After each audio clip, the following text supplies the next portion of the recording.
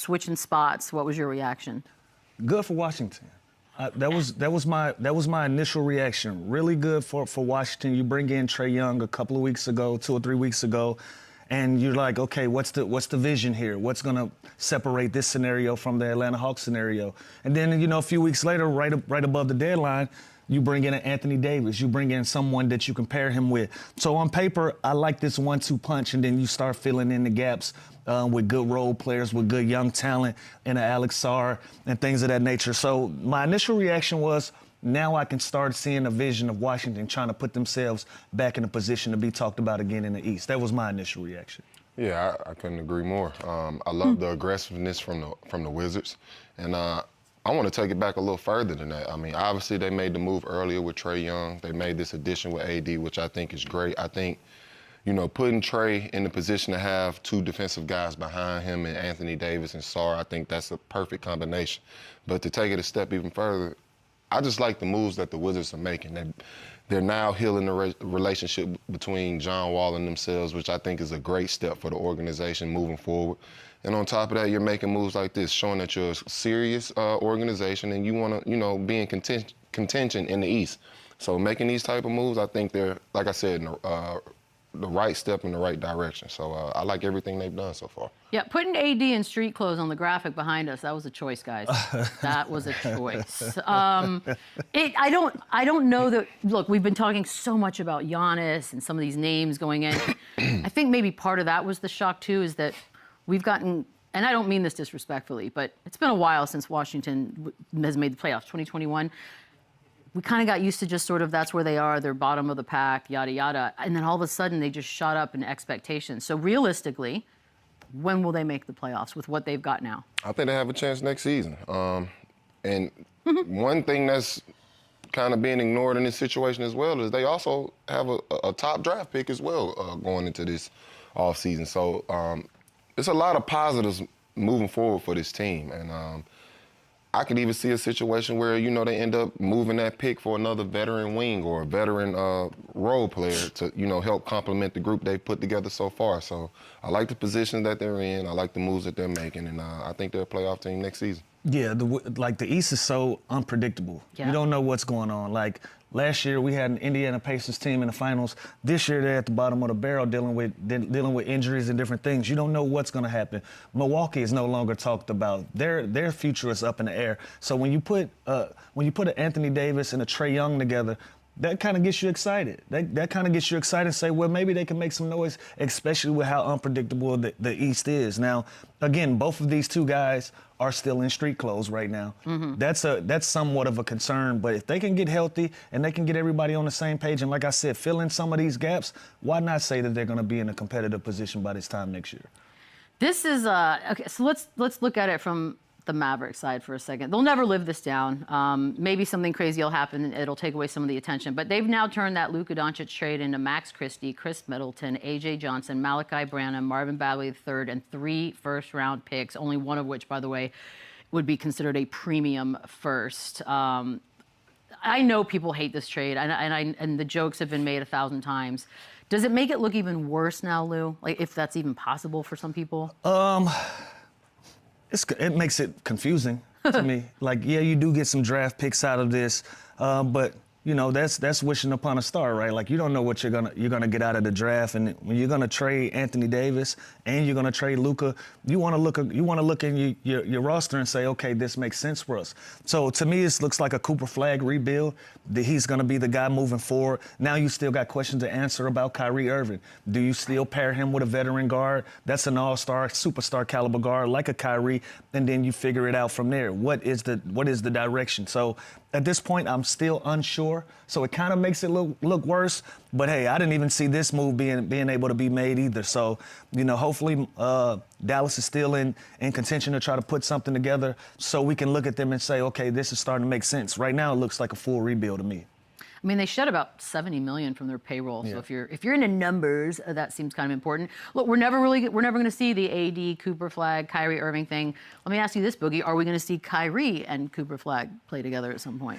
I wouldn't necessarily understand why, especially with the direction they're going in. Obviously, they've gone full rebuild. You know, they shed cap, they've opened up a lot of money, so I don't necessarily see why they would keep Kyrie at this point. You plan on building around Cooper Flag. The timeline is in 2 different places, so I wouldn't be surprised to see, you know, Kyrie on the move, and you know they try to get something back and continue to build assets from that as well. So it doesn't really make sense for them to keep Kyrie at this point. I miss Kyrie Irving. I do too, man. I miss watching him play.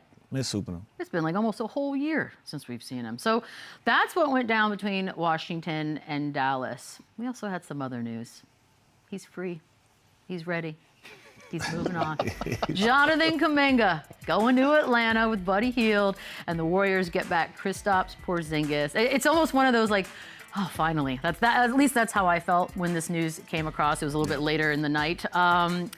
Weirdly reported, though, that the Warriors have long targeted Porzingis, Boogie, which I thought that was an interesting sort of side note to this. So what do you think about the trade, and also that little side note of they were targeting him for a while?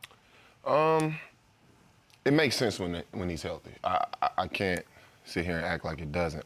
It's actually a really, you know, good fit as far as, you know, being a stretch big, playing in that system, and also, you know, having a defensive presence at the rim. Something that, you know, the Warriors have lacked for years, probably since maybe Andrew Bogut. So it makes sense on paper, but obviously the biggest question mark is his health. I can't remember the last time I saw Porzingis play, to be honest. So I know he's dealing with some illnesses right now, and they're still trying to figure that out. So you know, 100% healthy, it makes sense. But you know, his health is the big question mark in this, and you know, obviously we're all waiting to see when he can, you know, finally make his debut with this team. It looks like maybe Saturday. Okay. I mean, that's what the interweb is telling me. Okay. Take it for what it's worth. But maybe Saturday against the Lakers, we will see Porzingis out there. Yeah. What'd you think, Lou? I love this for Atlanta. I really do. You add another athletic guy that can play the 3, the 4, put the ball on the floor, can score the basketball, and you add him with Jalen Johnson, Dyson Daniels, and also Alexander Walker, who's been playing well. And you got C.J. McCollum coming off your bench, and we criticized C.J. for when he first got to Atlanta. He's found his footing, had a big night. You said he would. A few nights ago, he had a 26 and a big win against the Miami Heat. And so you add a Jonathan Kuminga to this mix, a young guy who's hungry to prove himself, who's been itching to get a fresh start and a fresh opportunity, and no city needed better than the Atlanta Hawks when you trade Trae Young, and the city is like, where are we going from here? What's the vision? Now you add another young piece to already another young core that you can start building with. So I love this for the city, and I look forward to it. And also Buddy Hield. Buddy Hield is also a valuable vet that's going to give you 3-point shooting that's going to space the floor as well. So I love this a lot for the Atlanta Hawks. On the Warriors side, again, if he's available on Saturday, much kudos to the Golden State Warriors, especially with the way that they play. You're adding another guy that can shoot the hell out of the basketball, and that gives you some size to work with as well. So I like it for both. But what does it do overall? I mean, what are they, 8th in the West at the moment? Is this a needle mover? Like, is this? I think it fills a void for them, but I don't think this takes them, you know, like out of play into playoff. Yeah, okay. It's a right step. Like I said, they're filling the void that they're missing, but I still think they need to correct some other things in their roster to really make that, you know, that next step or that next jump. So, but yeah, this is an improving move, so I'm not mad. It's interesting that the Warriors are getting rid of young talent and bringing in older vets. I know. So. I'm a little confused by that. I'm not. I mean, look, the Kuminga thing. We see what they do with young talent. Horford, Porzingis, like they're getting older and older. Maybe that's their thing. Maybe that's just their thing. Yeah. Some people just that's how they roll. That's see what where works it goes for them. By the way, I don't know that there's just a collective group of us, myself included. We're rooting for Kuminga. Like he's not on a team that I root for or anything, but I'm hoping. I'm especially rooting for him now. Right? I just feel like he was sort of made a sympathetic figure throughout this entire process. So I agree. We're all rooting for you, buddy. Jared McCain, also. This was a trade that went down. Going to OKC. Good for him. He goes to the Thunder for a 2026 first-round pick from the Rockets and 3 second-round picks. Okay. OKC gets another young guard. At some point, you're just like, what is even happening, Lou? But this is what they're built to do, and they're going to do it for a while.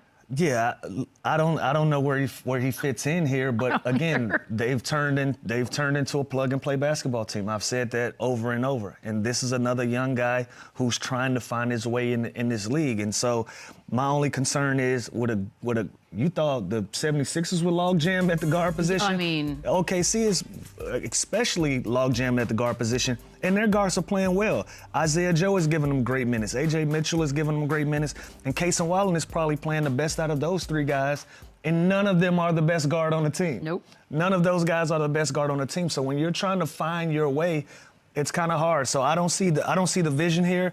Maybe this is another asset in a game where OKC holds all the cards, usually in these type of conversations. I don't know where they go, but if he can find a rhythm, if they can find somewhere to plug him in where they play a little small ball, I like this for Jared McCain being inside of an organization that's working on building a winning tradition and that's working on, their second tier of trying to be a dynasty team. So from him going to the 76ers to this group, I like it. I don't know where he fits in, but I like him being there. I actually like this move. Okay. I love the way Sam Presti operates. This is a kind of small but subtle move, but at the same time, very impactful. Obviously, Shai's being out right now with his injury.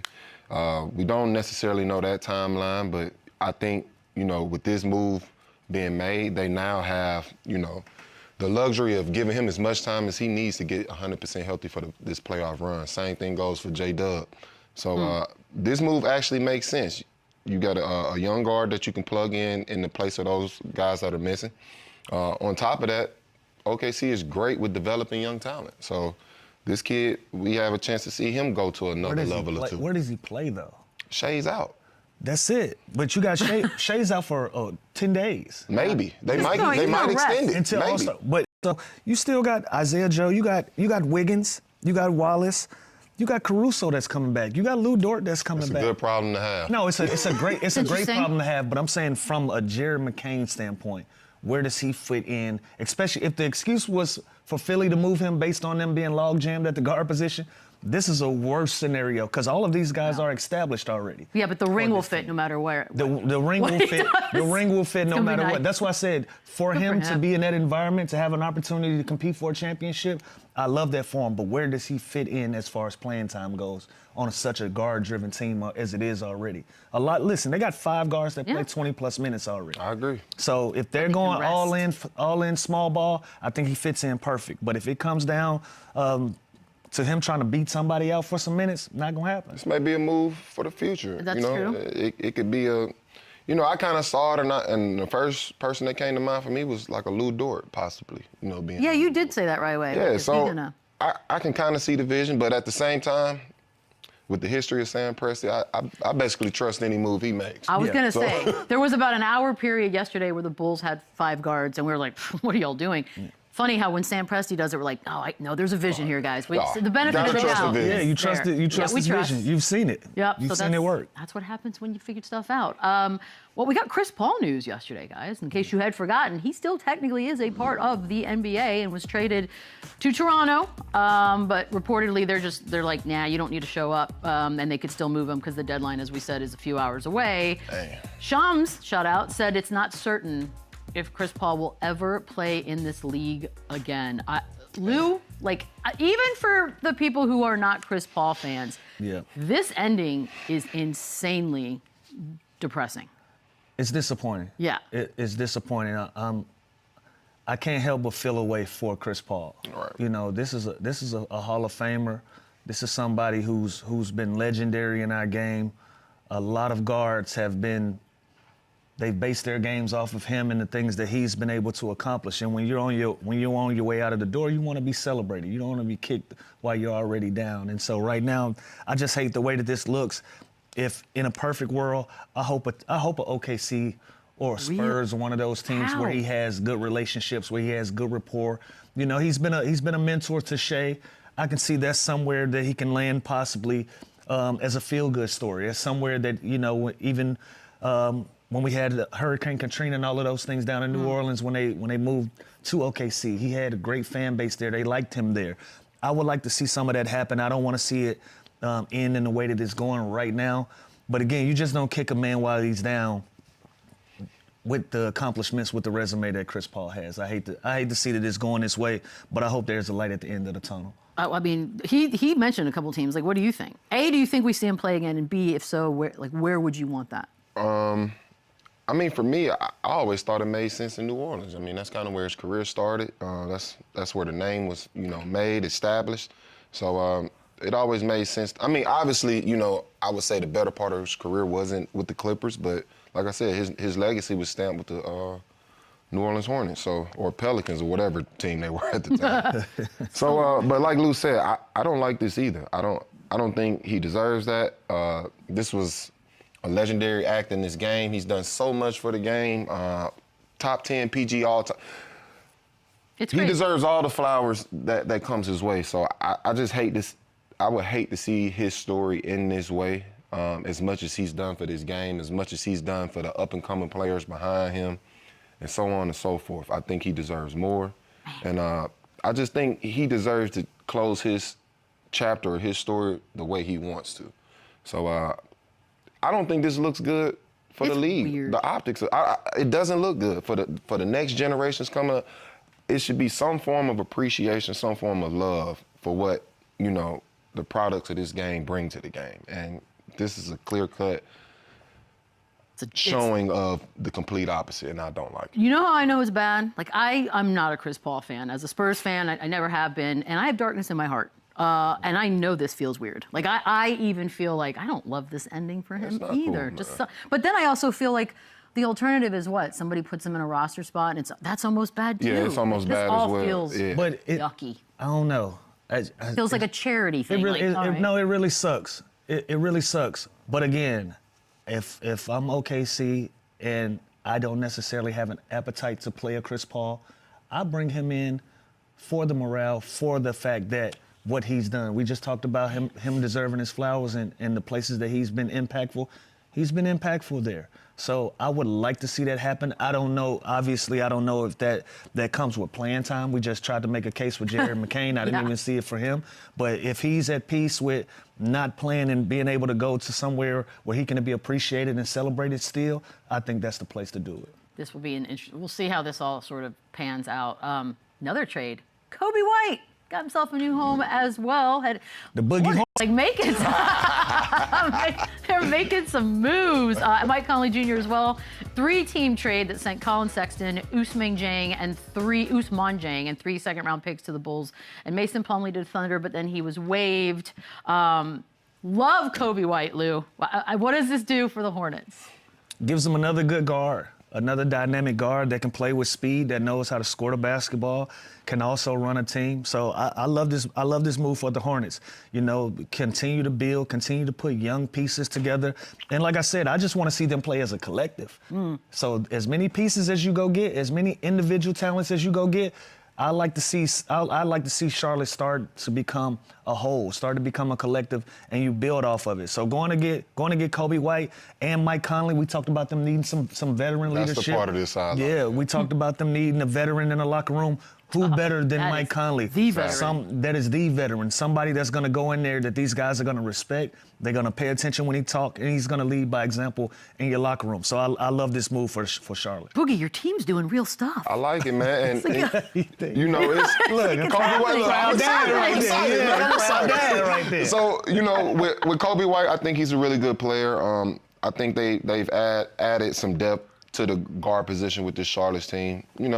Cool story, but for me, the headline in this trade was Mike Conley.